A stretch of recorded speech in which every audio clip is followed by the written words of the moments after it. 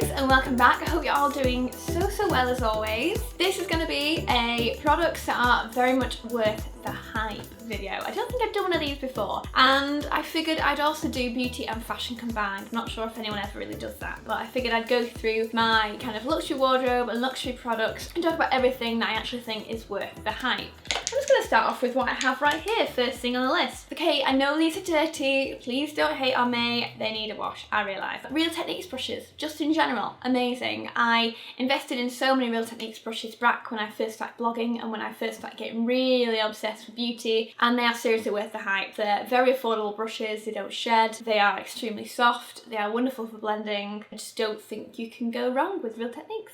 Fake Tan. The Vita Liberata phenomenal 2 to 3 week tan has been my favourite now for about a year. I do kind of mix up a few different ones, but I find that the Vita Liberata kind of products are kind of very hyped, there's a lot of buzz about them, and it's totally justified. I totally adore this tan. I wear it. I try and put on a coat of this at least once a week, usually every 5 days or so. I know it says like it lasts 2 to 3 weeks. I don't really find that. I mean, I don't moisturise every day. Who does have that sort of time? I wish I did. Probably for that reason it doesn't quite last 2 to 3 weeks on me, but it does give me a really lovely bronze. It doesn't streak. And if I apply it correctly, I know in the past I've had some bad tan nightmares, which a lot of you have pointed out in videos, which fair dues, they were very bad. But if I apply this properly and I make sure I've got moisturiser over my knuckles and a bit of my wrists and my knees and my elbows, then I am good to go with this. It's great. I thought another product very much hyped up are Urban Decay eyeshadows. Like, the Naked palettes are the go-to for anyone that's kind of started out with makeup. And Urban Decay, you cannot go wrong with the Naked palettes. So I kind of wanted to mention it. This at the moment is my fave. It's the Vice Limited Reloaded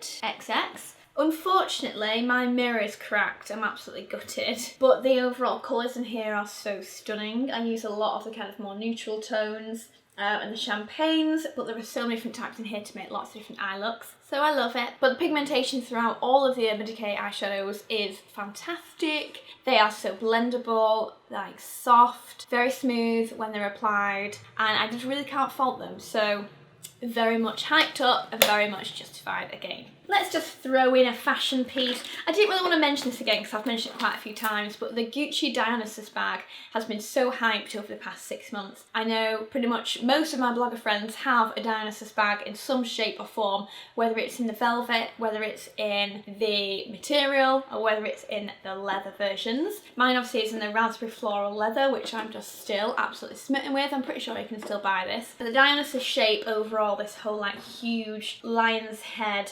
fastening with the metalwork straps, is still very much a key signature piece for Gucci still this season, and it's very much hyped, but I honestly feel it's so justified. It's just such a gorgeous signature bag. Everyone I know who has it, it's like their favourite ever bag. You know, like the fabrics they use and the craftsmanship behind the bags is so luxurious and beautiful and professional. I just don't really think you can go wrong if you are thinking of investing in a new designer bag and you're thinking about a few, and the Gucci Dionysus is on your list, then I would honestly say very much worth the hype. I totally love mine. Ooh, I actually thought for a second I had this next to me just in case I wanted to brush my hair, but I did bring it for a reason. Okay, it does have a bit of hair in it because guess what, I use it every day, but it's my Tangle Teaser, and I feel it's one of those products that's been hyped for years and years as like the hairbrush, and it honestly is just the best. I've not stopped using it. I have so many of these now. I can literally see another one over there. I think there's one in my handbag, but I have one with me at all times. I started using these back when I started to notice a lot of my hair was coming out. I don't know whether it was due to bleaching or if it was due to stress at the time or anything like that. In fact, I think it's because I was growing my hair. I'd had my hair in a little pixie cut, believe it or not, and I was starting to grow it. It was getting to about here and a lot of it was kind of coming out. I'm not sure what was happening. Anyway, I was told to get a Tangle Teaser by a good friend of mine at the time, and she said that she absolutely loved it, so I did. Converted over to a Tangle Teaser and never ever looked back since. So I think I've probably been using a Tangle Teaser now for about 6 years. It is amazing. Ooh, I'll mention this next actually. Jo Malone candles. They're a bit more on the pricey side, I know, which is why a lot of people might be like, Do I really need to spend that on a candle? Is it that good? But honestly, I really do love these candles. Not only do they look gorgeous, I mean, quite often I don't even like to light them because they just look so pretty in the jars, but they are actually so beautiful, and the fact they have lots of different fragrances to choose from makes them that kind of candle that's you can perfectly suit it to your tastes.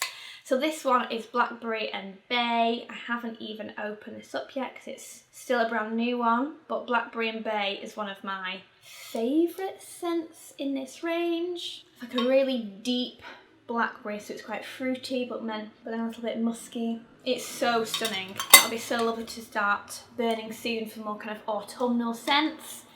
But just look how pretty. They are hyped, as are candles in general, but these are kind of my faves. Another fashion piece. You may have seen this in lots of recent videos actually about my obsession with self-portrait, but I feel that self-portrait is kind of the hyped up brand of the past year, especially when it comes to event dresses, and I honestly feel justifiably so. I have so many of these now. I adore the fit, fabrics, the overall detailing, the delicacy of the work that goes into each of these dresses. For the price that they are, they're kind of a mid-range price, so you're talking about £250 for a self-portrait dress. But see it as a dress that you will wear, you'll have it for years, it's beautifully made, it's not a throwaway item, and it's going to be that dress that you absolutely love to bits because you spent a bit more on it, you invested more in it to buy it. Quite possibly you'll buy it for a particular event, so you'll have some lovely memories attached to it as well. I just feel that this kind of price, this kind of mid-range price of like £200, £300, just makes them so special for so many people, and that's why I just keep buying them for different events. I think I have about 6 dresses now because I go to so many events.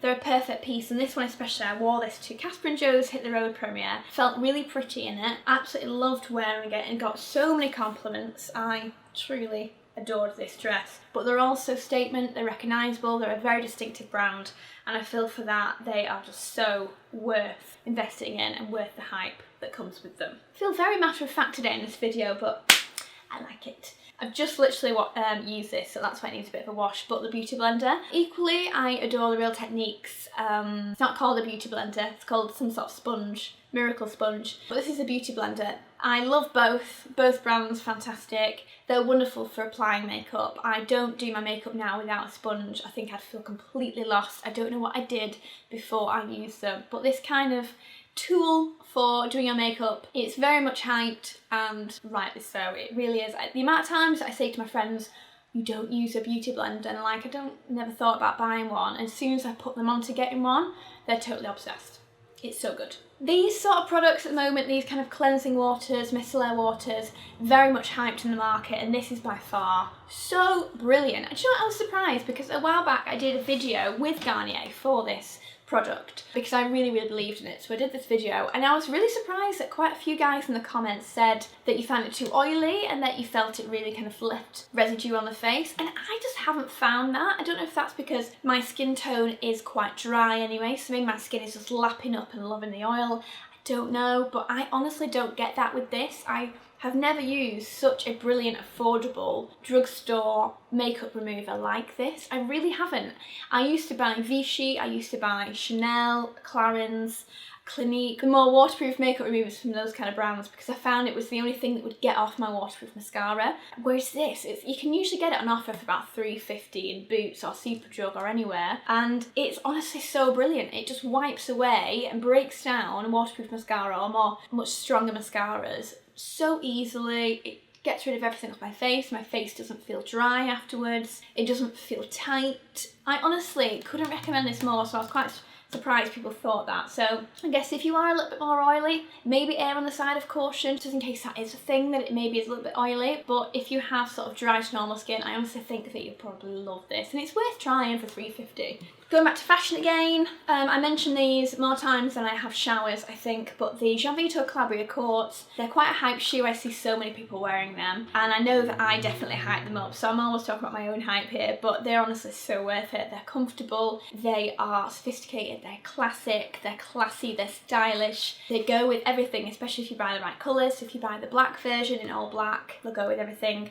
These ones in nude and white, again, go with everything that I own, literally every single colour. colour. I can't recommend this pair of shoes anymore. And seeing as we're talking about them, I'll mention these again. I almost hate myself for putting these in there because I'll mention them again. But very quickly, the Valentino rock studs are amazing, very hyped, very much loved. They're everywhere. Every time I go into Selfridges, people are trying on pairs and pairs of these because so many people want to own a pair. Honestly, rightly so. They're comfortable, they're gorgeous. Again, in this colour, especially this is the powder, they go with everything I own, literally any colour, and I could not recommend them more. They're stunning. Okay, I've got that over with, I feel better now.